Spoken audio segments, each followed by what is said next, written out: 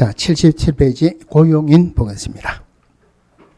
자, 고용인을 고용하는 데는 아무런 제한은 없어요. 해도 되고 안 해도 됩니다. 해도 100명을 해도 되고 1000명을 해도 됩니다. 물론 결격사유에는 해당되지 않아야 되죠. 자, 고용인이 되기 위해서 무슨 교육을 받아야 됩니까? 고용인이 되기 위해서 실무교육을 받아야 된다. 이러면 틀렸죠. 그죠? 문제는 고용인이라 나오지만 고용인 나오면 반드시 소속공개사, 중개보조원 구분해야 되죠. 그러면 소속공개사 되기 위해서는 실무교육을 받아야 되고 중개보조원이 되기 위해서는 직무교육을 받아야 된다. 그런데 고용신고할 때 교육받은 확인서 첨부를 안 합니다.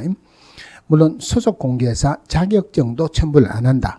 그럼 고용신고할 때 첨부하는 서류가 없다는 말은 전자문서로 할 수 있다. 고용관계 종료신고할 때 첨부하는 서류는 없죠. 그죠?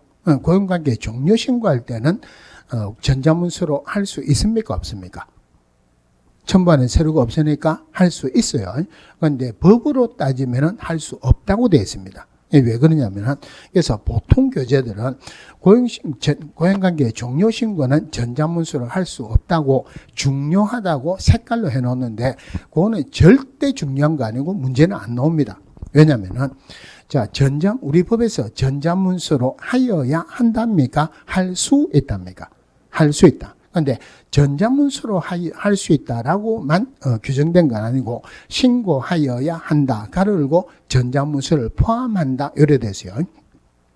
그런데 고용관계 종료신고는 전자문서를 포함한다는 규정이 누락이 됐어요.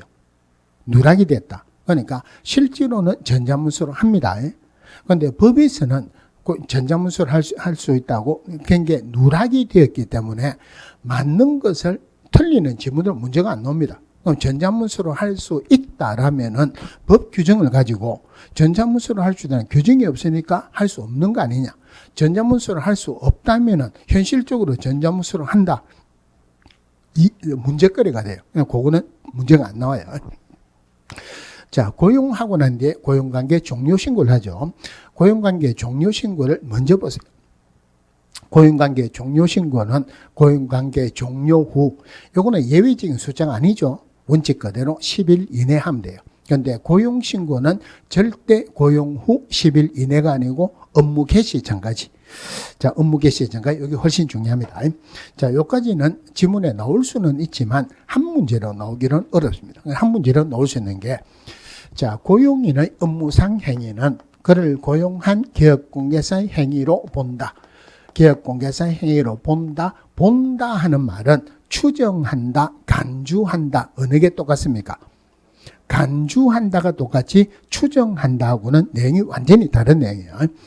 고용인은 업무상 행위의 결과 첫 번째 의뢰인의 재산상 손실을 발생시켰다. 그럼 기업공개사 행위로 보니까 기업공개사 손해배상 책임이 있다. 그죠? 자, 기업공개사의 손해배상 책임이 있는데 이럴 때 기업공개사 잘못된 게 전혀 없습니다. 기업공개사가 고의나 과실이 전혀 없다. 기업공개사는 손해배상 책임이 있다 없다? 고용인이 잘못해도 기업공개사 잘못한 거로 보니까 기업공개사 입장에서는 과실이 없어도 무과실 책임이 있다. 그죠? 그럼 의뢰인은 고용인에게 물어달라고 물어주면 끝납니다. 안 물어주면은 기업공개사 물어달라고 해도 되고 처음부터 연대해서 물어달라고 해도 된다. 그래서 이것을 민법에서는 부진정 연대 책임이란다. 부진정 연대 책임 하에서 기업공개사 물어주고 나면은 고용인에게 당신 때문에 물어줬으니까 내놔라 구상권을 청구할 수 있다. 그러면은 부진정 연대 책임이고 구상권을 청구할 수 있다는 말은 기업공개사가 손해배상 책임이 있다고 해서 고용인은 책임이 없는 것은 아니다. 고용인도 책임이 있습니다. 자, 두 번째. 고용인의 업무상 행위의 결과 형벌의 대상이 되었을 때, 첫 번째, 고용인은 우리 법에 나와 있는 그대로 징역 또는 벌금을 받습니다. 징역 또는 벌금을 받는다. 그런데 기업공개사 잘못한 거로 보니까 기업공개사도 벌을 주겠죠. 고용인에게 징역을 주도 기업공개사는 벌금을 줍니다. 고용인에게 벌금을 줘도 기업공개사에 벌금을 준다. 벌금을 양벌 규정이라 그래요. 그러면은 다른 말로 기업공개사는 고용인 때문에 징역받는 경우는 없다는 말이죠. 그럼 이게 어려운 문제로 놓으면 어떻게 나오냐면은 아까 잠시 나왔는데 자격 취소 사유가 정직하게 부양하자. 정지기간 중에 중대무했다. 징이죠. 이 법을 위반해서 징역형 선고받았다. 물론 징역형의 집행유예도 자격 취소사라 그랬어요. 부정하게 체득했다, 양도되었다. 그러니까 형벌로서는 이 법을 위반해서 징역형 선고받아야지 자격이 취소됩니다. 그러면은 기업공개사는 고용인 때문에 징역받는 경우는 없죠. 다른 말로 기업공개사는 고용인 때문에 자격이 취소되는 경우는 없다는 말이에요. 자, 그 다음 봐야 되는 게 벌금을 기업공개사는 고용인과 동일한 벌금에 처한다. 아니죠. 그죠? 해당 주에 규정된 벌금에 처한다. 무슨 말이냐면은 고용인의 행위가 1년에 1천에 해당하는 행위를 했다면은 고용인은 1,000만 원 이하 벌금을 받죠. 500만 원 받을 수도 있죠. 그러면은 기업공개사는 500만 원 준다는 게 아니고 1,000만 원 이하를 준다. 1,000만 원 줄 수도 있고 500만 원 줄 수도 있고 100만 원 줄 수도 있다. 동일한 벌금 아니다. 두 번째가 양벌규정으로 벌금을 받는 것도 이 법을 위반해서 벌금 받는 거예요. 그러면은 원칙적으로 이 법을 위반해서 300만 원 이상 벌금 선고받으면은 결격사에 해당하죠. 그런데 양벌규정으로 벌금 받는 것은 결격사회로 안 봅니다. 즉 양벌규정으로 벌금 받은 거 가지고는 등록 취소는 안 준다는 말이에요. 자, 원칙적으로 양벌규정으로 벌금을 주죠. 그런데 기업공개사가 고용인의 행위를 방지하기 위해서 상당한 주의나 감독을 게을리하지 않았다면은, 즉 주의나 또는 감독을 잘 했다면은 벌금마저도 안 주겠다. 이래도 벌금 준다라고 틀리게 두 번이나 나왔어요. 자, 근데 조심해야 되는 게 주의나 감독을 잘했으면 벌금을 안 준다 그랬죠. 주의나 감독을 잘했다 해서 재산상 손해배에서 책임이 없는 것은 아닙니다. 손해배상은 해야 돼요. 또 하나가 손해배상 하면은 구상권을 청구할 수 있죠. 그런데 벌금은 구상권 청구가 안 됩니다. 왜냐하면은 관리 감독을 잘못했다는 기업공개사의 잘못도 있으니까 벌금은 구상권 청구는 안 돼요. 벌금이 양벌규정이지 과태료는 양벌규정이 아닙니다. 또 등록 취소나 업무 정지 받을 행위를 누가 했다 하더라도 등록 취소나 업무 정지는 기업공개사만 받죠. 소속 공개사라면 자격 정지 받을 수 있죠. 그런데 중개보조원은 등록도 안 했고 자격도 없으니까 중개보조원은 행정 처분 받을 내용은 전혀 없다는 말입니다. 또 봐야 되는 게 고용인의 모든 행위를 기업공개사가 책임을 지는 건 아니죠. 고용인의 업무상 행위만 기업공개사 책임을 집니다. 업무상 행위 아닌 것은 기업공개사가 형벌이든지 재산상 손해되지 책임을 지는 것은 아니에요. 마지막으로 봐야 되는 게 고용인이 잘못하면은 기업공개사가 연대해서 책임을 지죠. 그죠? 기업공개사가 잘못했다. 고용인이 책임을 진다 안 진다? 이건 안 지죠. 애하고 엄마하고 가다가 애가 잘못하면은 엄마가 관리 잘못했다고 엄마 뭐라 하죠? 엄마가 잘못했다. 애 보고 엄마 관리 잘못했다고 애 뭐라 합니까? 안 뭐라 합니까? 안 뭐라 하죠. 고용인의 행위는 고용인의 업무상 행위는 기업공개사 연대에서 책임을 지지만 기업공개사 행위를 가지고 고용인이 책임을 지는 것은 아니다. 자, 77페이지 1번 보겠습니다. 공인중개사 법령상 기업공개사의 고용인에 관한 설명으로 옳은 것은 기업공개사가 중개보조원을 고용한 경우에는 교육을 받도록 한 후 고용 1부터 10일 이내 등록가칭 신고해야 된다. 이거 조심하셔야 되죠. 고용관계 종료 신고는 고용관계 종료 후 10일 이내지만은 고용신고는 절대 10일 이내가 아니고 업무 개시 전까지죠. 그러면은 고용신고했다. 고용신고했다. 고용관계 종료신고했다. 사람이 늘어나거나 줄어들었죠. 그러면은 등록관청은 협회에다가 다음 달 10일까지 통보합니다. 그런데 이거 말고는 하는 건 없어요.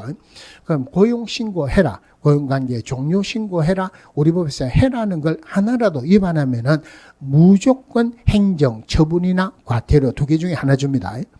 그런데 행정처분이나 과태료에서 들어가는 거 아무도 없죠. 그러면 고용신고 안 하면은 업무정지에서 기타 명령 위반으로서 6개월 이하의 업무정지 중에서 1개월짜리 업무정지에 해당합니다. 이번에 중개보조원의 모든 행위는 그를 고용한 기업공개사의 행위로 본다. 모든 행위 아니죠. 업무상 행위예요. 기업공개사가 중개보조원과 고용관계를 종료하고자 하는 때에는 사전에 등록가치에 신고해야 된다. 사전에 신고를 했어요. 그러면 중개보조원은 자기가 알고 있는 비밀을 다 놓고 가겠습니까? USB에 다 가지고 가겠습니까? 다 가져가야죠. 그죠? 고용관계 종료 후 10일 이내 신고해야 되죠.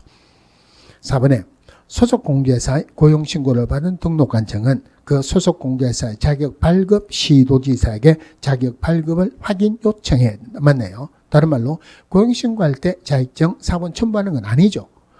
근데 문제가 얼토당탄하게 중개보조원 고용신고 받았을 때 등록관청은 자격증을 발급한 시도지사에게 자기 여부를 확인 요청하여야 한다라고 나온 적도 있었어요. 중개보조원은 자격증 없죠. 그러니까 이건 확인 요청하는 거 아닙니다. 5번 소속공개사 또는 중개보조원에 대한 고용신고는 전자문서에 의해서 할 수 없다. 고용신고할 때 첨부하는 서류가 없죠. 첨부하는 서류가 없다는 말은 고용신고할 때도 전자문서로 할 수 있습니다. 자, 이번에 4번 한번 볼게요. 기업공개사가 소속공개사 및 중개보조원의 고용관계 종료 신고를 위반한 경우에는 과태료 처분받을 수 있다. 우리 과태료에 100만 원 이내의 과태료에 문둥표, 휴게사, 보자, 고 있습니까? 없습니까? 이거 없죠. 그죠? 행정처분하고 과태료는 고 없어요. 그러니까 이거 없는 것은 전부 다가 기타 명령 위반으로서 1개월짜리 업무 정지에 해당하죠. 업무 정지에 해당한다는 말은 행정처분에 해당한다는 말은 과태료 사유가 아니다 이 말이에요.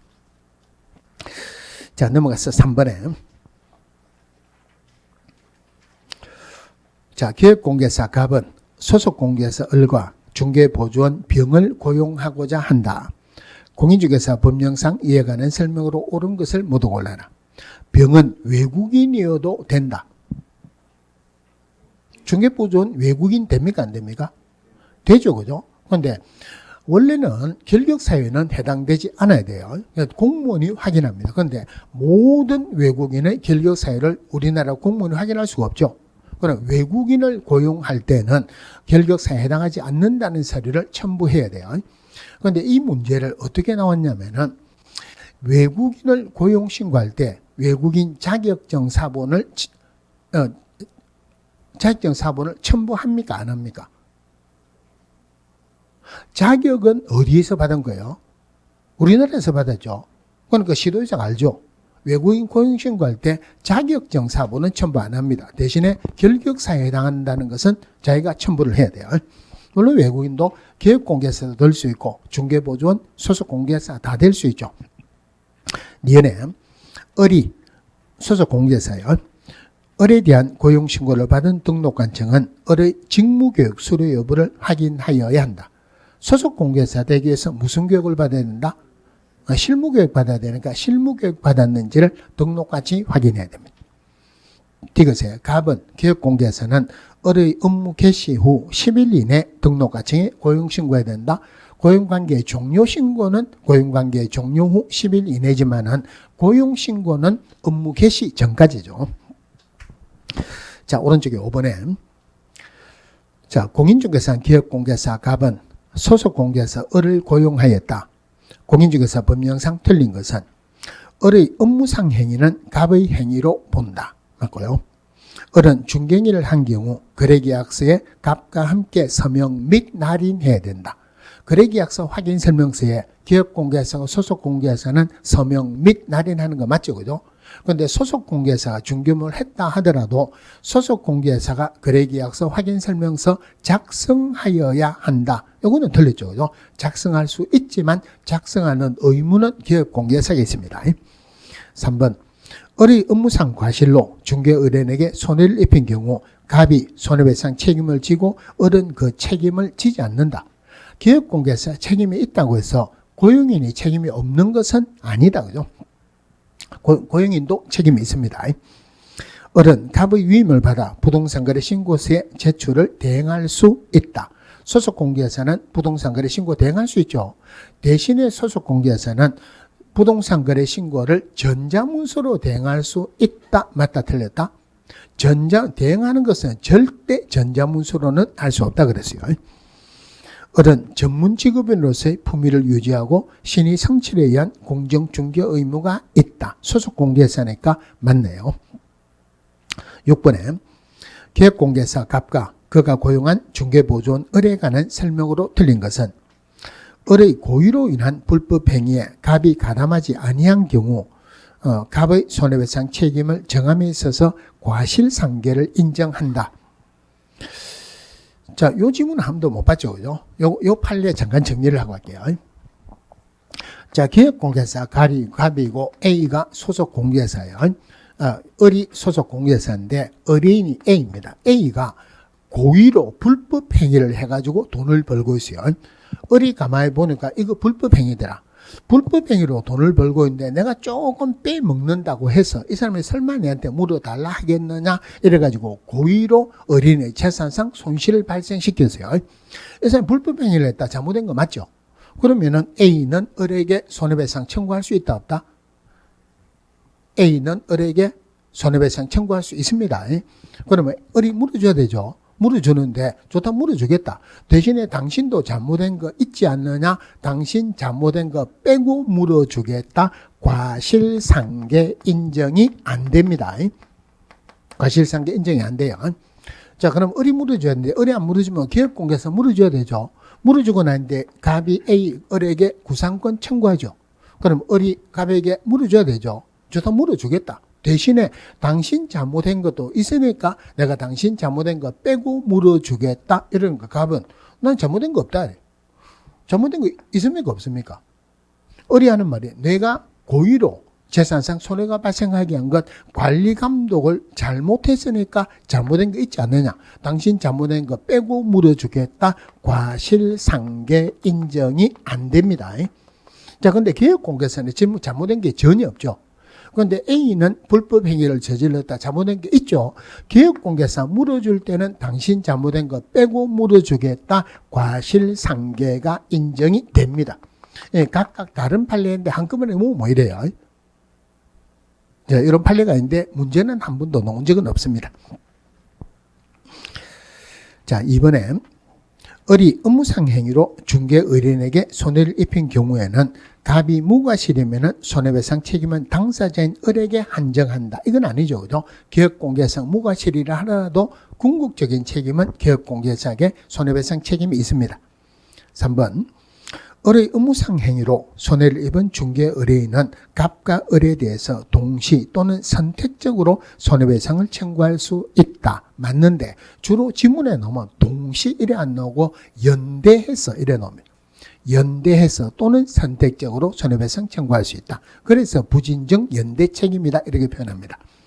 4번에 을의 과실로 갑이 중개 의뢰인에게 손해배상을 한 경우 갑은 을에게 구상권을 행사할 수 있다. 맞죠? 을이 업무상 중개보수 과다수수로 벌금행위 선고받았을 경우 갑은 중개사무소 개설 등록이 취소될 수 있다. 그럼 소속공개사가 금지행위죠. 소속공개사가 금지행위하면 자격 정지받죠. 그죠? 그런데 이거 누가 금지행위를 한 거로 본다? 계획공개사가 금지행위 한 거로 본다? 금지행위 등록을 취소할 수 있다. 맞네요. 그러면은 고용인 때문에 계획공개사는 등록 취소될 수 있습니까 없습니까? 이거 구분해야 되는 게 고용인 때문에 양벌 규정으로 벌금 받은 거 가지고는 등록 취소는 안 된다 그랬어요. 그런데 방금 고용인이 금지행위했다. 계획공개사 금지행위 한 거로 보죠. 등록을 취소할 수 있다. 맞아요. 1년에 2번 하면은 등록 취소됩니다. 고용인 때문에 등록 취소 안 된다는 말은 아닙니다. 고용인 때문에 양벌 규정으로 벌금 받은 거 가지고는 등록 취소 안 되지만은 고용인 때문에 등록 취소될 수도 있어요. 자, 넘어서 7번에 소속 공개사 B는 토지를 매수하고자 하는 갑에게 그 토지에 대해서 소송이 제기된 사실을 숨기고 매도인 을과 토지 거래를 성사시켜 갑에게 3천만 원의 손해를 발생하게 했다. 이 경우 B를 고용한 계획공개사 A의 책임에 관한 설명 중 옳은 것은 자, 그러면은 여기 이제 지문에 나왔어요. 자, 고용인하고 관련된 지문이 나왔죠. 그러면은 이 지문을 먼저 파악을 해야 돼요. 요 지문 나오면 주로 두 개 중에 하나입니다. 검증의 중에서 명확하게 나오는 초과 보수.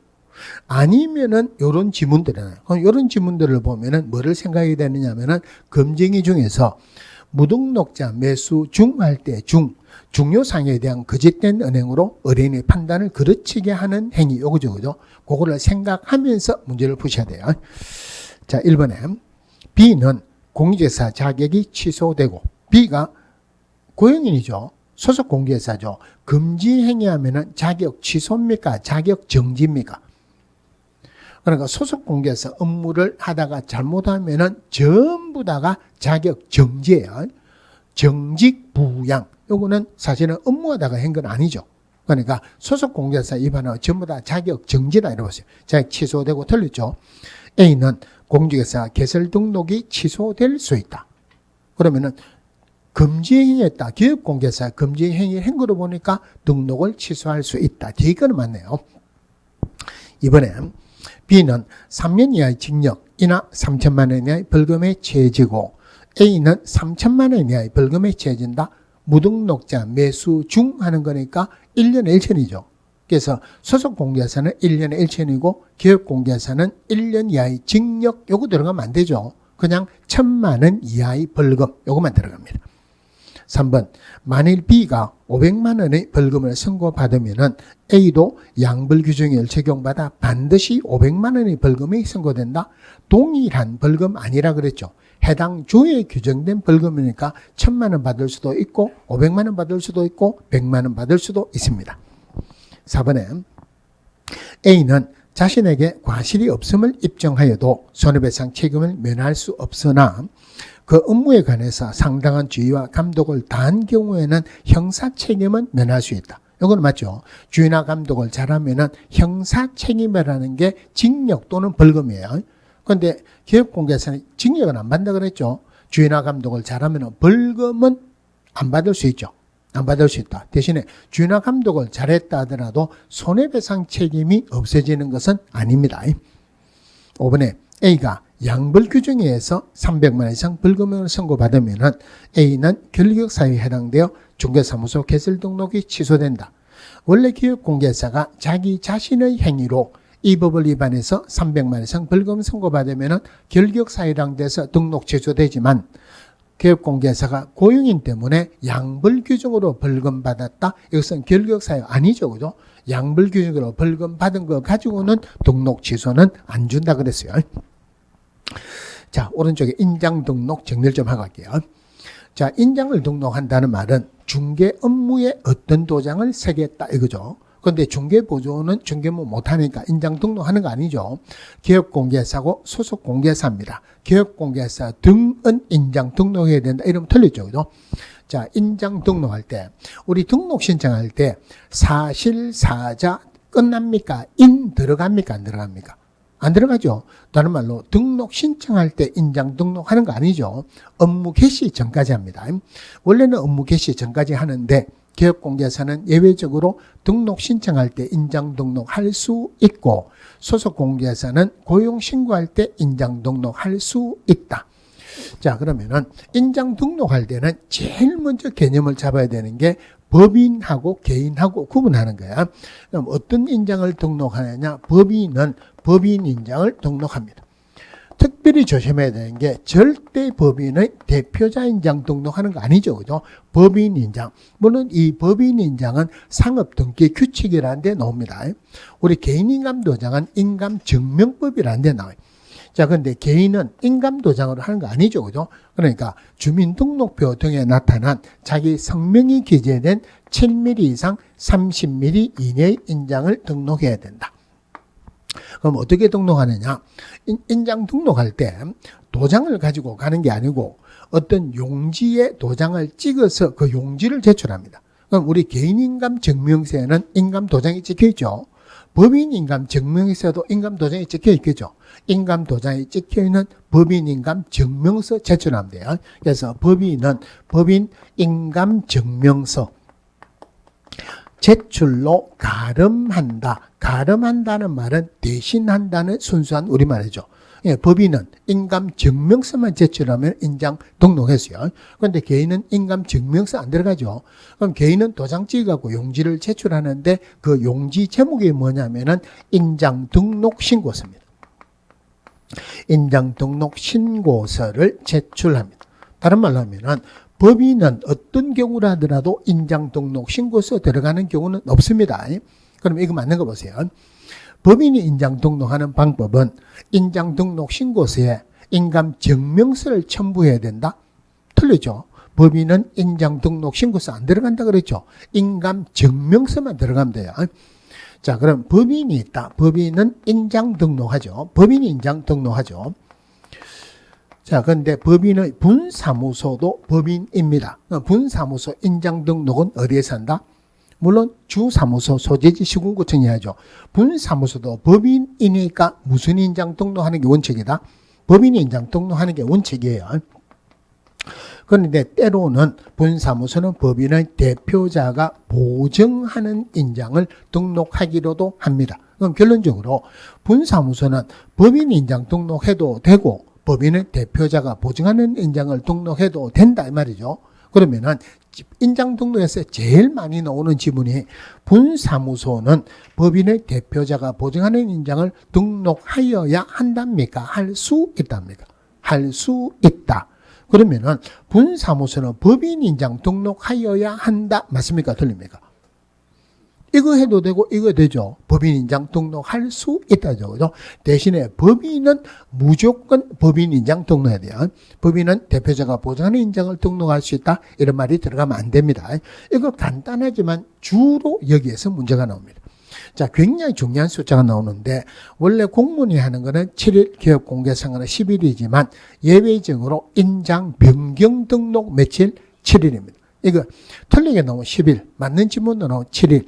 공인중개사법에서 숫자로서는 제일 많이 놓은 거예요.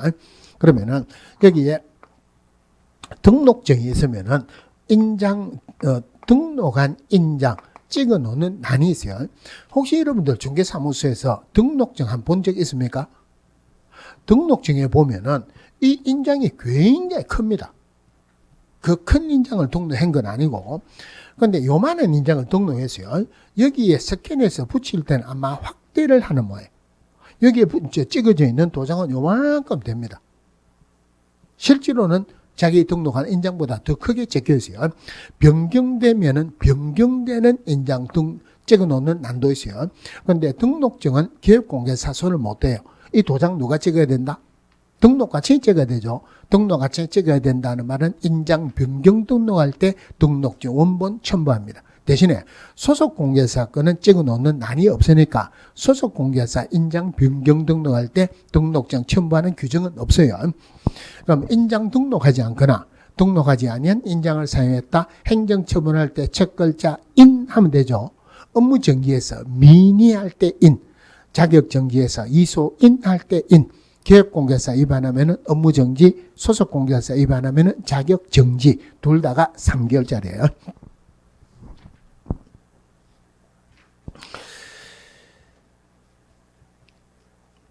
자, 1번에 5번 한번 볼게요. 법인이 기업공개사. 1번 다 봅시다. 자, 공인중개사 법령상 인장 등록에 관한 설명 중 옳은 것은 중개사무소 개설 등록을 신청하는 자는 중개인이 사용할 인장을 반드시 중개사무소 개설 등록 신청 시에 등록같이 등록해야 된다. 원래는 언제까지가 원칙입니까? 업무 개시 전까지죠. 다만 등록 신청할 때 인장 등록할 수 있고 소속공개사 고용 신고할 때 인장 등록할 수 있다. 자, 근데 이거 맞는 거 보세요. 소속공개사는 소속공개사 땐 중개보조원 고용 신고 시 인장 등록할 수 있다 하면은 맞습니까? 틀립니까? 이거는 맞는 말이에요. 무슨 말이에요? 고용신고에 보면은 소속공개사, 중개보조원, 고용신고사 한꺼번에 같이 되어 있어요. 그러니까 법에서는 소속공개사 땐 중개보조원, 고용신고할 때 이래 되어 있어요. 그렇다고 해서 중개보조원이 인장 등록한다는 의미는 아닙니다. 자, 이번에 인장 등록은 방문 신고만 많이 인정되고 전자문서에서는 등록할 수 없다. 우리 인감 증명서 발급받을 때 자기가 사는 동사무소 가야 됩니까? 다른 데 가서 발급받을 수도 있습니까? 딴 데 가서 발급받을 수도 있죠. 그러면 그 인감 증명서 등록된 것, 신고된 것을 인터넷으로 발급받아서 내준다는 거예요. 그러니까 인장 등록도 전자문서로 할 수 있는데 현실적으로는 전자문서로 안 합니다. 현실적으로 안 하니까 문제는 잘 안 나와요. 하여튼 인장 등록도 전자문서로 할 수 있어요. 3번에 기업공개사가 등록한 인장을 변경할 경우는 7일 전에 변경할 인장을 등록과정에 등록해야 한다. 변경할 경우라는 말은 변경했습니까? 안 했습니까? 안 했죠. 그죠? 그럼 인장을 변경하는 이유가 주로 잃어버렸기 때문에 변경하죠. 잃어버리기 전에 야, 오늘 꿈자리가 앉아가 틀림없이 내 인장 잃어버릴 것 같다. 오늘 인장 변경 등록하자. 말이 안 되죠. 그러나 사전에 하는 게 아니고 변경 후 7일 이내 변경 등록합니다. 사전에 하는 게 아니고 변경하고 난 뒤에요. 자, 4번에 기업공개사는 그의 소속공개사 인장을 업무 개시 전까지 등록과정에 등록해야 된다. 인장 등록 업무 개시 전까지. 그런데 고용신고할 때 할 수도 있죠. 법인인 기업공개사 인장 등록은 상업등기 규칙에 따른 인감 증명서 제출로 가름한다. 5번 맞죠? 그죠? 그런데 4번에 이런 지문이 나오면 문제거리가 되긴 됩니다. 그래서 일부러 맞다고 넘어갔는데 4번의 지문 해설 한번 볼게요. 소속공개사가 그의 인장을 등록과정에 등록한다. 등록해야 되는 주체는 기업공개사와 소속공개사예요. 아까 게시하는 의무는 기업공개사 의무죠. 그런데 인장 등록은 소속공개사 의무도 됩니다. 그러니까 4번 지문에 기업공개사가 소속공개사 인장 등록해야 된다. 이게 잘못됐죠. 소속공개사는 업무 개시 전까지 중개업무에 사용할 인장을 등록해야 된다. 이게 맞아요. 자, 밑에 이번에 공인중개사 법령상 인장 등록과 관련된 설명이라 옳은 것은 법인의 분사무소에서 사용할 인장을 상업등기 규칙에 따라 신고한 법인 인장으로서만 등록해야 된다. 분사무소는 법인 인장해도 되죠. 법인은 대표자가 보증하는 인장을 등록해도 되죠. 그죠? 법인은 법인 인장으로만 해야 된다. 틀렸네요. 자, 법인의 분사무소에서 사용할 인장은 그 분사무소 소재지를 관할하는 시군구청에 등록해야 한다. 분사무소와 관련되는 모든 것은 주사무소 소재지 시군구청이 한다 그랬어요. 3번에 법인이 아닌 기업공개사, 즉 공인중개사는 기업공개사 중개인이죠. 그리고 소속공개사가 등록할 인장은 성명이 나타난 것으로서 가로 세로 각각 7mm 이상 20mm 이내 인장이어야 된다. 틀리죠, 그죠? 몇 mm 이상? 7mm 이상 30mm 이내인데 성명이 나타났다. 이것도 정확한 표현이 아니죠. 옛날에 어떤 문제에 보니까 농담 삼아 이래 나왔어요. 가수 태진아 있죠. 태진아가 공인중개사 자격증을 따고 중개받는다고 인장 등록하는데 태진아라고 기재된 인장을 등록했다. 태진아 성명 맞죠? 그런데 태진아 하면 된다 안 된다? 안 되죠. 주민등록표 등에 나타난 성명이에요. 다른 말로 본명을 해야 된다 이 말이에요. 4번에 법인이 아닌 기업공개사, 즉 개인인 기업공개사죠. 등록할 인장을 변경한 경우 인장 등록 인장 변경 신고서에 중개사무소 등록증 원본을 첨부해서 신고해야 된다. 개인인 기업공개사 인장 변경 등록할 때 도장 찍어야 되죠. 등록증 원본을 첨부합니다. 대신에 소속공개사는 첨부하는 게 아니라 그랬죠. 5번 기업공개사 인장을 등록하지 않거나 중개행위 시 등록하지 아니한 인장을 사용한 경우는 100만 원의 과태료가 부과된다. 자, 인장 등록 안 했다. 첫 글자 인 하면 되죠. 미니할 때 인이죠. 업무정지죠. 업무정지라는 말은 과태료 대상은 안 됩니다. 그럼 이거 맞는 거 보세요. 자, 분사무소에서 거래계약이 체결되었을 때 분사무소 책임자가 거래계약서 확인설명서를 작성하고 분사무소 책임자의 인장을 날인하여야 한다. 맞습니까? 틀립니까? 다시요. 분사무소에서 거래계약이 체결되었을 때 분사무소 책임자가 거래계약서 확인설명서를 작성하고 이에 분사무소 책임자의 인장을 날인하여야 한다. 틀렸죠? 자, 법인의 대표자 인장 등록합니까? 안 합니까? 법인은 법인 인장 등록하지 대표자 인장 등록하는 거 아니죠. 대표자도 인장 등록 안 하는데 분사무소 책임자 인장 등록한다. 말이 안 되죠. 분사무소는 법인 인장 등록하든지 법인의 대표자가 보증하는 인장을 등록한다. 두 개 중에 등록한 인장을 날인해야 되지 분사무소 책임자 인장을 날인하는 것은 아니다. 그죠? 자, 넘어가서 3번의 니은 한번 볼게요. 자, 소속 공개사의 중개행에 사용할 인장 등록은 고용신고와 함께 하여야 한다. 틀리죠? 원래는 업무 개시 전까지 해야 되는데 고용신고할 때 할 수 있습니다. 리얼해 볼게요. 등록한 인장을 변경한 경우에는 기업공개사는 변경일로부터 10일 이내 그 변경된 인장을 같이 등록해야 된다. 10일이 아니고 7일이죠. 자, 오른쪽에 5번에 공인중개사 법령상 인장 등록 등에 관한 설명으로 옳은 것은 중개보조원은 중개물을 보조하기 위해서 인장 등록해야 된다. 중개보조원은 중개물 못하죠. 못하니까 인장 등록 안 합니다. 기업공개사가 등록한 인장을 변경한 경우 변경일로부터 10일 이내 변경된 인장을 같이 등록해야 된다. 10일이 아니고 7일이죠. 분사무소에서 사용할 인장은 분사무소 소재지 시군구청장에게 등록해야 된다. 분사무소 관련된 모든 것은 주사무소 소재지 시군구청장이 합니다. 분사무소에서 사용할 인장은 상업등기 규칙에 따라 신고한 법인 인장이어야 하고 상업등기 규칙에 따른 인감증명서 제출로 가름할 수 없다. 앞부분은 맞습니까? 틀립니까? 분사무소는 법인 인장해도 되고 법인의 대표자가 보증하는 인장해도 되죠. 그죠? 법인 인장이어야 한다. 이거는 틀리죠. 그런데 상업등기 규칙에 따른 인감증명서 제출로 가름할 수 없다가 아니죠. 그죠?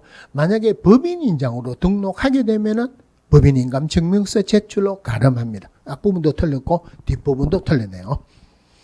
5번에 법인의 소속 공개사가 등록하지 않은 인장을 사용한 경우 6개월 범위 안에서 자격 정지 처분 받을 수 있다. 이소인 하니까 자격 정지만 적어도 자격 정지 최고가 6개월이다. 그 중에서 인장 등록 몇 개월짜리예요? 3개월짜리입니다. 자, 그 다음 넘어가서 자, 휴업 폐업할 때 휴업 폐업 나오면은 일단 제일 먼저 생각해야 되는 게 사전 신고다. 먼저 생각하셔야 돼요. 휴업, 폐업, 재개업, 휴업기간 변경 전부 다 사전 신고예요. 그럼 이거 맞는 거 보세요. 자, 기업공개사는 부득이한 사유 없이는 3개월을 초과해서 휴업할 수 없다. 틀렸죠? 이래 너무 많이 헷갈린데요. 기업공개사는 3개월을 초과해서 휴업하려는 경우 신고해야 되고 부득이한 사유 없이는 6개월을 초과할 수 없다. 그러면 2개월이나 3개월은 신고 안 해도 되죠. 그러니까 기업공개사가 휴업하려는 경우 반드시 신고해야 된다. 이거 틀렸죠. 그죠? 그러니까 휴업 신고했어요. 휴업 신고하고 휴업기간 변경 신고할 수 있죠. 휴업기간 변경 신고는 휴업기간 만료되기 전까지만 하면 돼요. 그러면은 재개업 신고는 업무 개시 전까지 합니다. 자, 업무 정지 기간 중에 중개 업무하면은 등록 취소되죠. 정지 기간 중에 하면은 무조건 취소해요. 그럼 휴업 기간 중에 업무를 했다. 무슨 벌을 받을 수 있습니까? 자, 여기서 여기까지 휴업한다고 신고를 했어요. 그러면은 중간에 재개업 할 수 있습니까? 없습니까? 중간에 재개업 신고할 수 있죠. 이거 뭐 하려고 중간에 재개업 신고합니까? 돈 벌려고 업무하려고. 그러면은 휴업 기간 중에 중개업을 했다는 말은 다른 말로 재개업 신고 안 했다는 말이죠. 중개업을 하려면 중개업 하기 전에 재개업 신고해야 되죠. 휴업 기간 중에 중개업을 했다는 말은 재개업 신고를 안 했다. 휴죠. 폐업은 뭐랍니까? 폐업도 휴업 기간 변경 신고도 휴업 기간 변경 신고, 재개업 신고도 전부 다 휴예요. 문둥표 휴계사보자 100만 원 이하의 과태료입니다. 자, 그러면은 휴업 신고할 때 등록증 반납하죠. 폐업 신고할 때도 반납합니다. 휴업이나 폐업은 사전 신고니까 사전 신고할 때 반납을 해요. 등록 취소됐을 때도 반납합니다. 그런데 업무 정지는 반납 규정이 없습니다. 등록 취소됐을 때 반납한다. 업무 정지는 반납 규정이 없다. 자격도 마찬가지예요. 자격 취소됐을 때 자격증 반납합니다. 자격 정지는 반납 규정이 없어요. 그럼 반납은 언제까지 하느냐? 원래 공무원이 하는 게 7일이죠.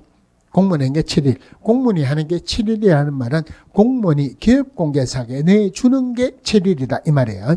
그러니까 기업공개사 하는 것은 원칙은 10일이죠. 그죠? 대신에 공무원이 하는 말이 내가 내준 것을 똑같은 것을 내한테 다시 주는 것, 반납하는 것은 내하고 날짜 똑같이 해라.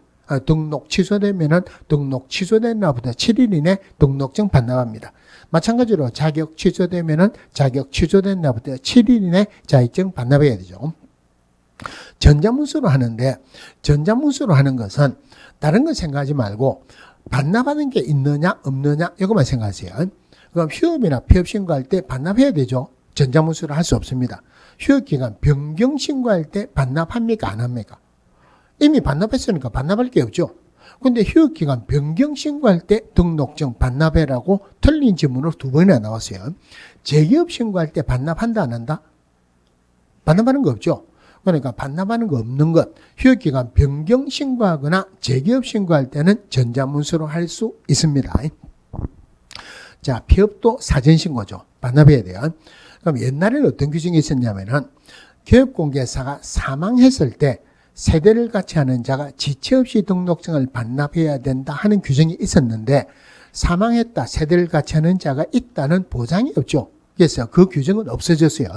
그 규정이 없어지면서 어떤 규정이 들어갔냐면은 법인 해산으로 등록 취소됐을 때 법인의 대표자였던 자가 등록 취소된 날부터 7일 이내 등록증 반납해라고 새로 생겼어요. 지금까지 문제의 핵심은 폐업은 사망했을 때는 반납 규정이 없죠. 법인 해산했을 때는 등록증을 반납하느냐 안 하느냐 이게 문제의 핵심이었어요. 7일 이내 등록증 반납한다 그랬죠. 그러면은 자 누가 질문을 하는데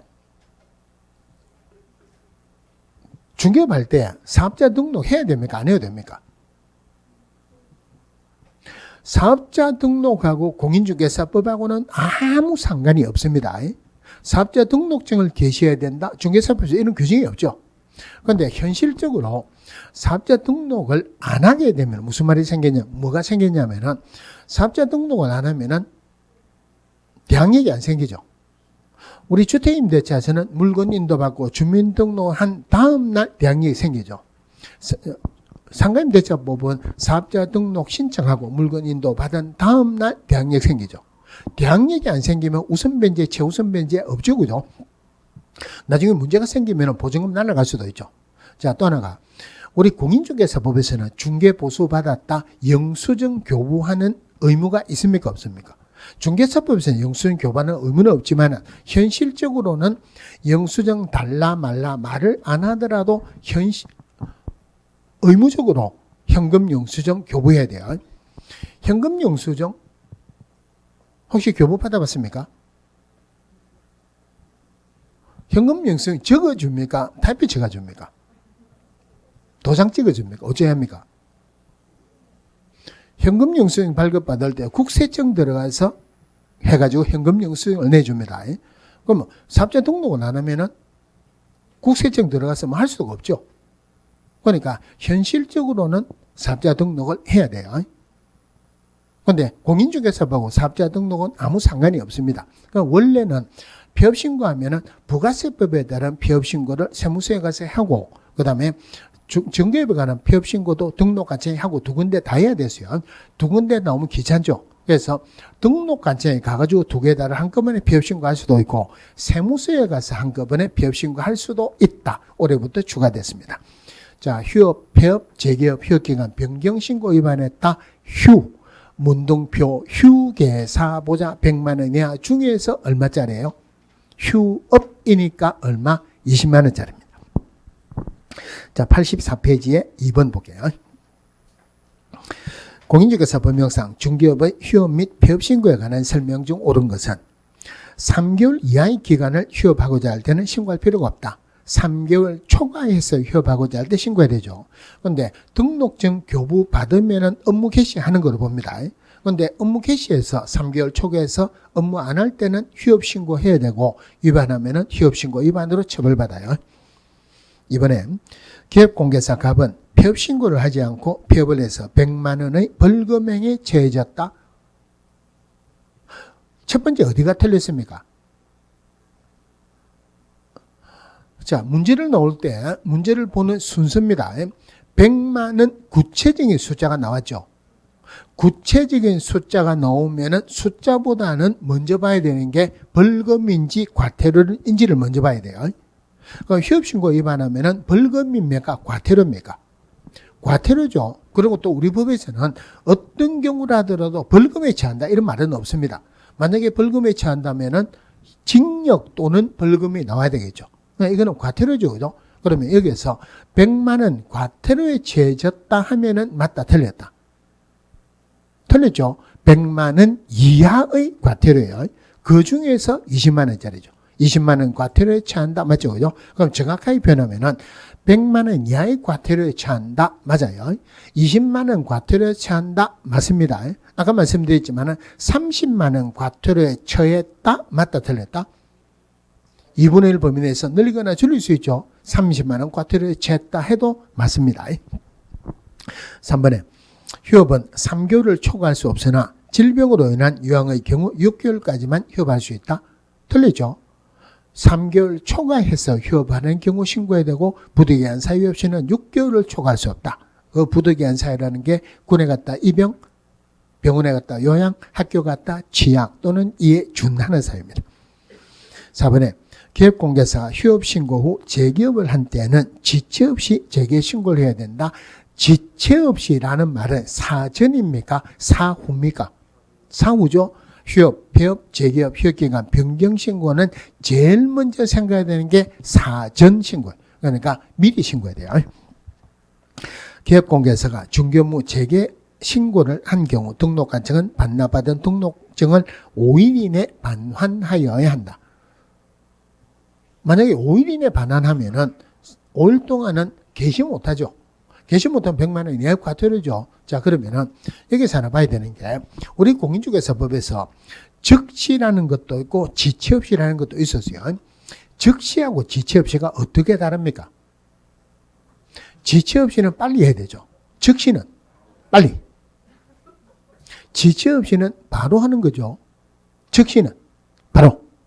구분할 수 있습니까? 없습니까? 구분이 안 돼요. 구분이 안 되는 거는 문제를 못 냅니다. 그래서 즉시 지체 없이 틀리게 한 번도 안 나왔어요. 자, 그런데 그 즉시를 전부 다 지체 없이를 바꿨습니다. 전부 다 지체 없이를 바꿨어요. 하나 빼고. 자, 휴업 신고할 때 등록증 반납했죠. 재기업 신고하면 등록증을 내주죠. 그죠? 새로 만들어서 줍니까? 받은 거 그대로 내줍니까? 받은 거 그대로 내주죠. 시간이 걸릴만한 하등의 사유가 없죠. 그래서 등록증 반환하는 것만 즉시입니다. 나머지는 전부 다 지체 없이에요. 5일 이내 아니죠. 그죠? 즉시 반환해야 된다. 오른쪽에 3번에 공인중개사법 명상 중개업 휴업 및 폐업 신고에 관한 설명 중 틀린 것은 휴업 및 폐업 신고는 전자문서로 할 수 없다. 반납해야 되죠. 할 수 없습니다. 휴업기간 변경 신고에는 중개사무소 등록증을 첨부해야 된다. 변경 신고할 때, 휴업 신고할 때 반납했죠. 변경 신고할 때 반납할 거 없죠. 첨부 안 합니다. 중개업 휴업 폐업 신고서를 제출할 때 부가세법에 따른 사업자 등록 후 휴업 폐업 신고를 함께 제출할 수 있다. 같이 할 수 있다. 휴업도 마찬가지고 폐업도 마찬가지예요. 등록관청은 중개업의 휴업 폐업 신고서 함께 제출받은 사업자 등록 휴업 폐업 신고서를 지체 없이 관할 세무서장에게 송부해야 된다. 그쪽으로 보내야 된다 말이고, 관할 세무서장이 부가세법 시행령에 따라 중개업 휴업 폐업 신고를 받아 해당 등록관청에 송부하는 경우는 중개업 휴업 폐업 신고서가 제출된 것으로 본다. 등록관청에 해도 되고 세무서에 해도 되죠. 세무서에서 하면은 송부해야 되죠. 그러면 중개업에 따라서 휴업 폐업 신고 제출한 것으로 본다. 한 군데만 하면 된다 이 말이에요. 자, 넘어가서 5번에 공인중개사 법령상 휴업 및 폐업 신고에 관한 설명으로 옳은 것과 틀린 것을 바르게 표시한 것은 중개업의 폐업 신고를 한 때에는 1개월 이내 그 중개사무소 간판을 철거해야 된다. 폐업 신고했어요. 돈이 있습니까? 없습니까? 돈이 없는데 얼마 이내 철거해라. 들어가면 안 되죠. 지체 없이 철거합니다. 개업공개사가 부동산 중개업 폐업 신고서를 작성하는 경우 폐업기간을 부동산 중개업 휴업신고서를 작성하는 경우 휴업기간을 기재해야 된다. 휴업기간은 6개월을 초과할 수 없다 그랬죠. 그러니까 휴업기간 적는 거는 맞죠. 폐업을 몇 개월 폐업한다 이런 거 있습니까? 없습니까? 폐업은 영원히 안 하는 거죠. 폐업기간을 적어야 된다. 이거는 말도 안 되죠.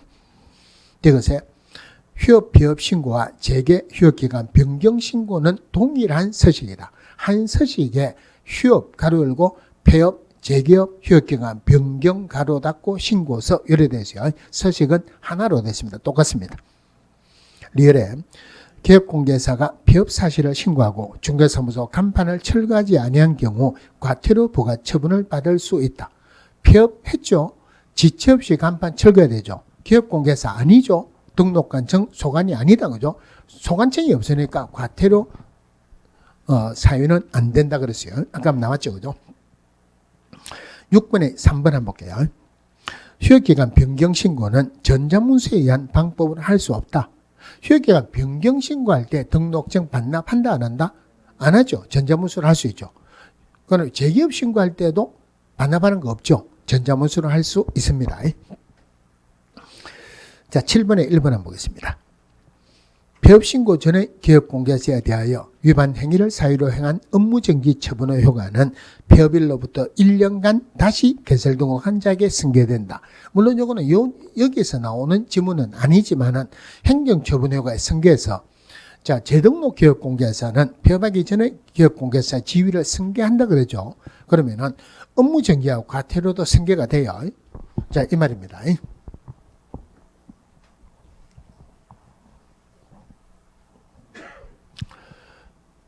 자, 기업공개사가 업무 정지를 받았어요. 업무 정지를 받았다. 과태료를 받았다. 자, 업무 정지랑 과태료에서 등록 절대 취소에서 2회, 상대 취소에서 3회 업무 정지 2회 나오죠. 전부 다 최근 몇 년 이내입니까? 1년 이내죠. 그럼 결론적으로 업무 정지나 과태료는 몇 년간 효과가 간다. 1년 간다는 중간에 폐업을 했어요. 다시 재등록을 했습니다. 그러면 법에서 재등록한 기업공개사는 폐업하기 전에 기업공개사의 지위를 승계한다. 즉 폐업하기 전에 업무정지나 과태료는 재등록 기업공개사 승계되죠. 1년간 승계된다. 3년간 승계된다. 1년간 승계된다. 제일 먼저 봐야 되는 게 1년, 3년 보셔야 돼요. 두 번째 봐야 되는 게 재등록한 날로부터 1년입니까? 폐업한 날로부터 1년입니까? 업무정지나 과태료 처분을 받은 날로부터 1년입니까? 처분을 받은 날로부터 1년간 재등록 기업공개사에 승계된다. 그래서 1번에 다시 볼게요. 폐업 신고 전에 기업공개사에 대한 위반 행위를 사유로 행한 업무정지 처분의 효과는 폐업일로부터 1년간 다시 개설 등록을 한 자에게 승계된다. 1년은 맞지만 폐업일로부터 아니죠. 재등록한 날로부터도 아니죠. 무슨 날로부터? 처분을 받은 날로부터 1년입니다. 자, 밑에 8번에 공인중개사 법령상 중개사무소 등록증 원본 또는 사본이 첨부되어야 되는 경우에 해당하지 않는 것. 요거 작년 문제였어요. 중개사무소 이전 신고하면 등록증 원본 첨부해야 되죠. 그 다음에 중개사무소 휴업 또는 폐업 신고 등록증 원본 첨부해야 되죠. 4번 한번 볼게요. 거래정보사업자 지정 신청할 때 원본 첨부하는 건 아니지만은 자격증 첨부해야 되죠. 사본 첨부해야 되죠. 공인중개사 1명, 정보처리기사 1명은 자격증 사본, 기업공개사는 그는 등록증 사본이 첨부됩니다. 5번에 공인중개사 기업공개사 등록 인장 변경 신고하면은 틀리죠. 인장은 등록이에요. 인장 변경 등록할 때 등록증 원본 첨부해야 되죠. 자, 3번에 분사무소 설치신고 또는 폐업신고. 분사무소 설치신고할 때 등록증 들어갑니까? 안 들어갑니까? 안 들어가죠. 분사무소별로 폐업할 수 있습니다. 분사무소에 폐업 신고할 때 등록증 들어갑니까? 안 들어갑니까? 안 들어가죠. 그죠? 근데 여기에, 이거 들어가라고 실제로는 답으로 나왔어요. 이거는 무조건 안 들어갑니다. 제가 아까 얘기했죠. 분사무소하고 등록증은 아무 상관이 없어요.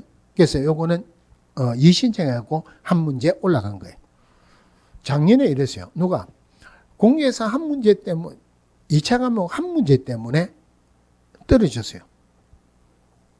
난리가 났습니다. 중개사법을 쓱 보니까 요 문제가 틀렸더라고요. 답으로. 가가지고 합격시켜줄까 물어보니까 떨어진 한 문제 차이로 떨어진 사람에게 자기 합격시켜줄까 그러면은 좋아합니까? 안 좋아합니까? 좋아하겠죠. 대신에 믿습니까? 안 믿습니까? 안 믿죠. 내가 틀림없이 합격시켜줄게. 이거는 이 신청을 안 받아들일 수가 없습니다. 합격했어요. 좋겠죠? 저한테 뭐 해줘야 됩니까? 술 사야 되죠? 전화도 한 통 없었어요. 제가 술 사라고 하는 이야기는 아닙니다. 합격만 하시면 돼요. 자, 마지막으로 9번 보겠습니다. 자, 공인중개사 법령상 다음 신청서 또는 신고서상 첨부 서류 중 원본을 첨부해야 되는 경우는 몇 개냐? 중개사무소 개설 등록 신청서 실무교육 수료증 원본입니까? 사본입니까? 사실사자 들어가죠. 실무교육 수료증은 이거는 원본 들어가는 거 아니에요. 자, 그 다음에 사본 들어갑니다. 중개사무소 이전 신고서 등록증 원본이죠. 원본이 들어가야지 원본을 새로 내주든지 원본에 그 기재사항을 변경해서 내줄 수도 이건 원본이고, 부동산 중개업 휴업신고서 등록증 원본을 반납해야 되죠. 원본 가지고서는 휴업기간 중에 중개업을 할 수도 있다. 아니면 휴업기간 중에 빌려줄 수도 있다. 장난칠 수도 있으니까 휴업할 때, 폐업할 때 등록증 원본을 첨부해야 돼요. 리얼에 거래정보사업자 지정신청서 공개사 자격증 원본 들어가는 거 아니죠. 이거는 사본이고, 손해배상 책임 보증 설정 신고에서 보험 정서 보증 설정할 때는 이거 원본이 들어가는 법은 없습니다. 원본은 자기가 가지고 있는 게 맞죠. 사본이 들어갑니다. 자, 오늘은 여기까지 하는데, 자, 복습은 좀 하고 합시다. 자, 제일 처음에 무등록제죠. 등록 효력이 소멸되는 사유가 크게 3개가 있죠. 폐업 신고했다. 사망하거나 법인 해산하면은 등록 취소 주는데, 이럴 땐 등록 취소 처분을 받아야 등록 효력이 없어지는 게 아니고, 사망하거나 법인 해산하면은 자동적으로 등록 효력이 없어집니다. 대신에 사망하거나 법인 해산하는 것 말고는 어떤 사유라도 등록 취소 처분을 받아야 등록 효력이 없어집니다. 그럼 우리 법에서 무등록자 4명이죠. 등록 안 하고 종교했다.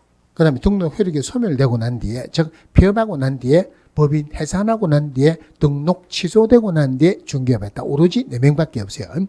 무등록자 3년에 3천이죠.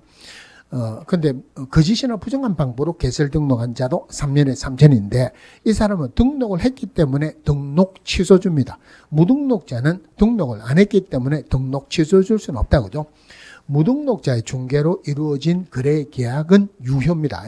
의뢰인하고 무자격자 간에 보수해가는 약정은 전부 다 무효라 그랬죠. 거래계약 체결돼도 보수 지급할 필요가 없죠. 결론적으로 무등록자는 3년에 3천이면서 보수 청구권은 없다 그랬어요. 자, 등록의 결격사유. 이 등록의 결격사유는 등록할 수 없다. 기업공개사 될 수 없다는 말이지, 공인중개사가 될 수 없는 것은 아니다. 공인중개사가 그러니까 부정행위하고 5년 동안은 절대 등록의 결격사유라는 것 아니다. 조심하시고, 첫 번째가 미성년자, 피성년 후견인, 피한정 후견인, 파산선고 받고 복권되지 아니한 자, 어떤 예외도 없이 결격사에 해당한다. 3년 있어야 결격사에서 벗어난다. 이런 것도 없죠. 그죠?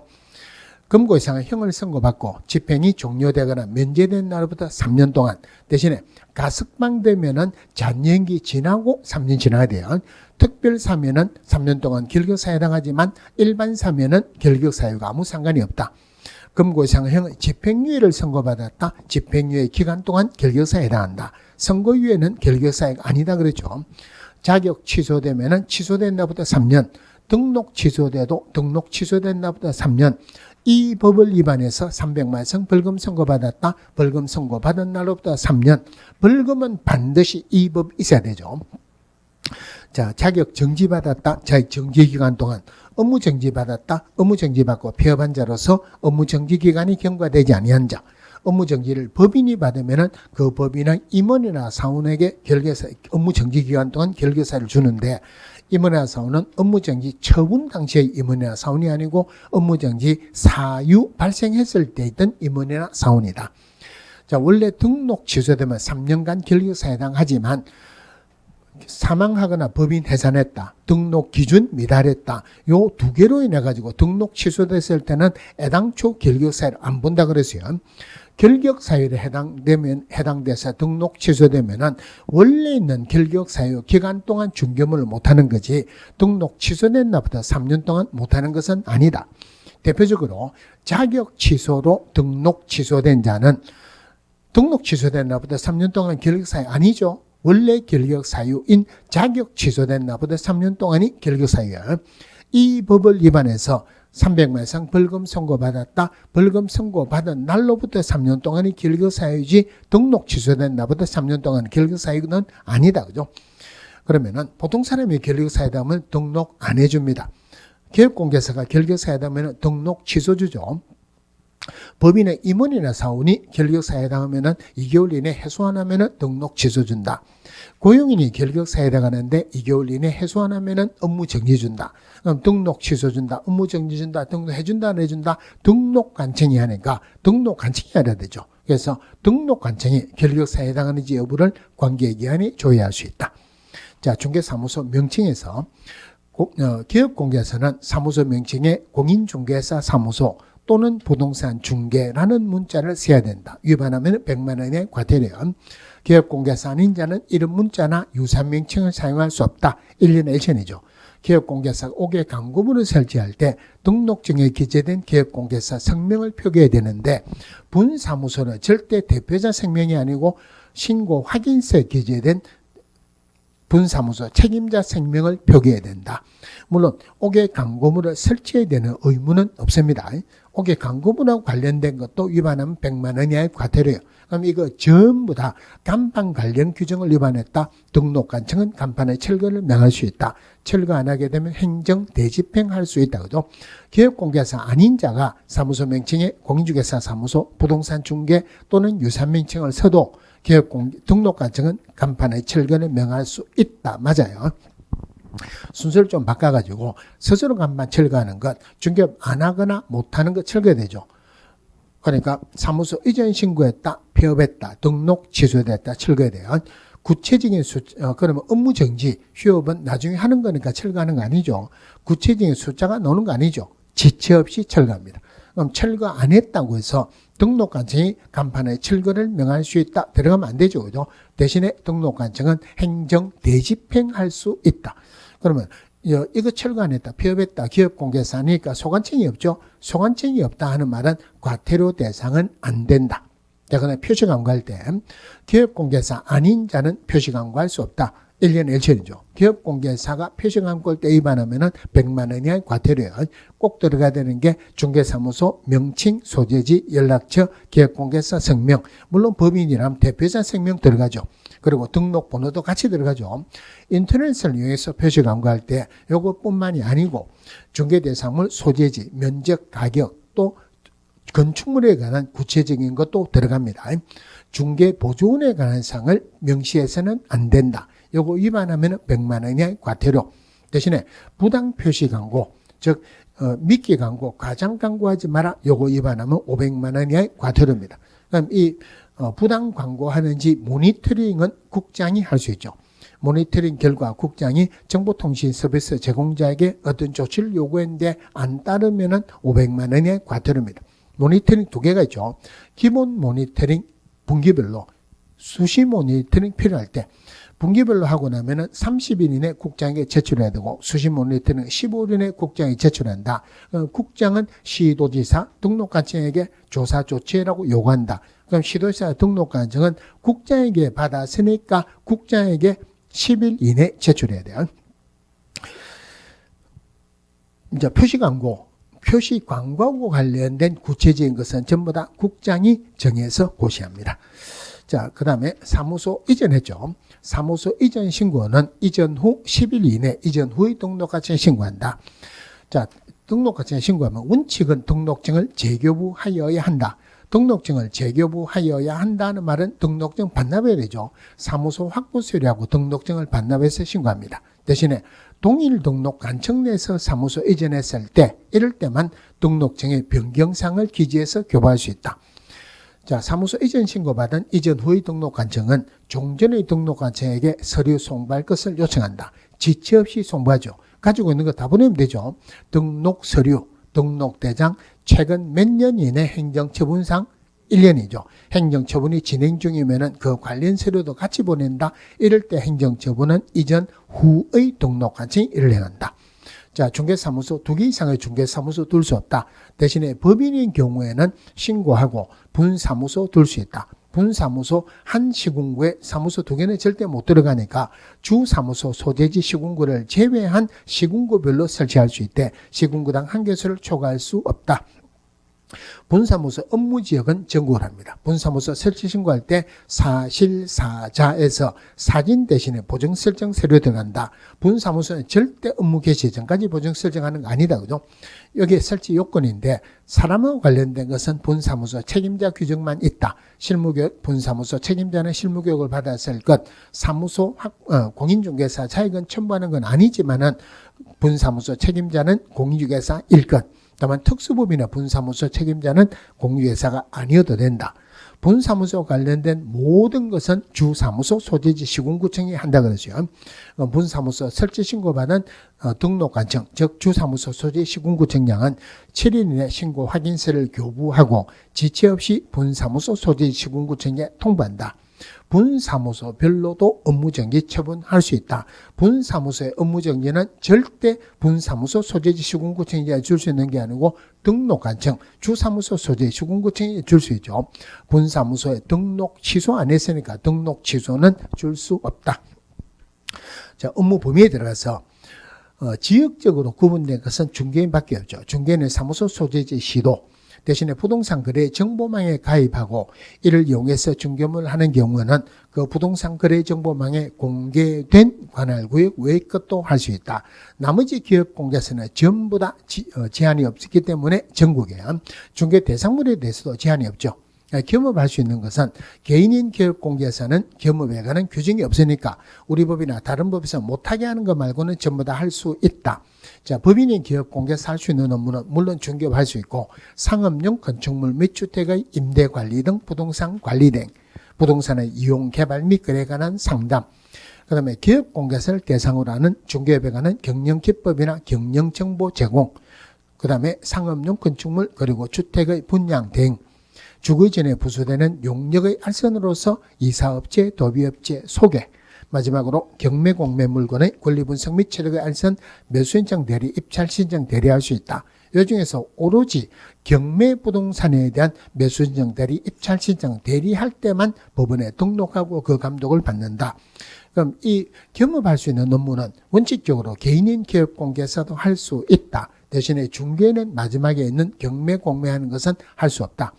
겸업할 수 있는 업무 6개 중개업 아니다. 중개업 아니니까 법정보수 적용 안 하죠. 상가 분양 대행할 때 절대 법정보수 적용 안 한다. 특수법인은 다른 법률의 규정에서 중개업 할 수 있는 있고 겸업할 수 있는 업무는 중개업 아니니까 특수법인은 할 수 없다. 겸업 규정을 위반하면 등록을 취소할 수 있다. 자, 고용인 들어가서 소속 공개사 되기 위해서는 실무교육을 받아야 되고 중개보조원이 되기 위해서는 직무교육을 받아야 되는데 교육받은 확인서 첨부하는 거 아니죠. 자격증 사본도 첨부 안 한다. 첨부하는 게 아니니까 고용신고할 때 전자문서로 할 수 있다. 고용관계 종료신고는 고용관계 종료 후 10일 이내 신고하지만 고용신고는 절대 10일 이내가 아니고 업무 개시 전까지 합니다. 자, 고용인의 업무상 행위는 그를 고용한 기업공개사 행위로 본다. 고용인의 업무상 행위의 결과 의뢰인의 재산상 손실이 발생했다. 기업공개사가 손해배상 책임이 있다. 이럴 때 기업공개사가 고의나 과실이 없어도 책임이 있죠. 그죠? 그러면 의뢰인은 기업공개사나 고용인에게 선택적으로 또는 연대해서 손해배상 청구할 수 있다. 기업공개사 물어주고 나면은 고용인에게 구상권을 청구할 수 있습니다. 고용인의 업무상 행위의 결과 형벌이 대상이 되었을 때 이럴 때는 고용인은 징역이나 벌금을 받는데 기업공개사는 해당 조에 규정된 벌금 받습니다.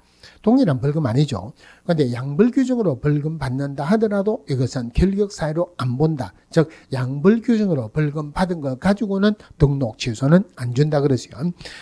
대신에 주인한 감독을 잘했으면 벌금도 안 주겠다 그랬죠. 벌금 냈다 하더라도 벌금은 구상권 청구가 안 됩니다.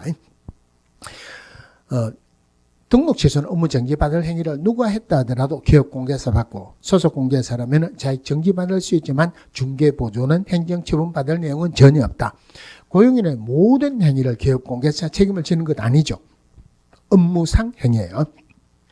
고용인 때문에 기업공개사가 연대해서 책임을 지지만 기업공개사 때문에 고용인이 책임을 지는 것은 아니다. 마지막으로 휴업, 폐업, 사전신고죠. 기업공개사는 3개월을 초과해서 휴업하고자 할 때 미리 신고해야 된다. 부득이한 사유 없이는 6개월을 초과할 수 없다. 휴업기간 변경신고, 휴업기간 만료 전까지, 재개업신고, 업무 개시 전까지. 그러니까 휴업이나 폐업 신고할 때 등록증 반납해야 되죠. 등록 취소됐을 때는 등록 취소된 날부터 7일 이내 등록증 반납합니다. 업무 정리는 반납 규정이 없어요. 전자문서로 하는 것, 반납하는 게 있으면 전자문서로 할 수 없다. 휴업이나 폐업은 전자문서로 할 수 없죠. 휴업기간 변경신고나 재개업신고는 전자문서로 할 수 있다. 재개업신고 받은 등록과정은 즉시 등록증을 반환해야 됩니다. 폐업신고도 사전에 해야 되죠. 그런데 개인이 사망했을 때 세대를 같이 하는 자가 지체 없이 등록증을 반납해야 된다. 규정이 없어졌죠. 법인 해산으로 등록 취소됐을 때 법인의 대표자였던 자가 등록 취소된 날부터 7일 이내 등록증 반납해야 돼요. 그런데 지금은 세무서의 부가세법에 따른 폐업신고, 중개업 폐업신고를 세무서에 같이 가서 한꺼번에 해도 되고 등록과정에 가서 한꺼번에 해도 된다. 휴업, 폐업, 재개업, 휴업기간 변경신고 전부 다 문둥표 휴게사보자 100만 원 이하 중에서 20만 원짜리입니다. 자, 오늘은 여기까지 하겠습니다. 수고했습니다.